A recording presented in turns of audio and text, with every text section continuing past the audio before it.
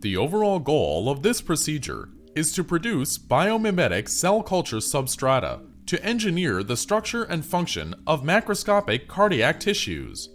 This is accomplished by first fabricating a silicon master with the desired topographic architecture by deep reactive ion etching.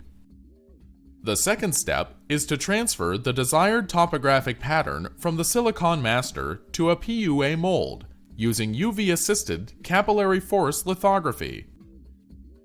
Next, the PUA mold is used as a template to fabricate cell culture substrata out of various polymeric materials depending on the desired application via UV-assisted or solvent-mediated capillary force lithography.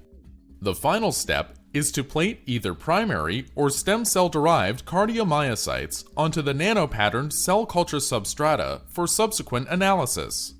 Ultimately, bright field and immunofluorescence microscopy are used to show changes in cell morphology and contractile protein arrangement within the cardiomyocytes.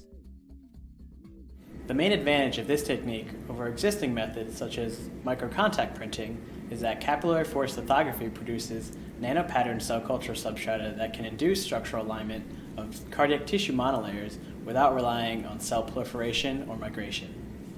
Although this method can be used to provide insight into the structure-function relationship of cardiac tissues, it can also be applied to other systems, such as cancer mechanobiology, to study the impact of matrix topography on cell migration.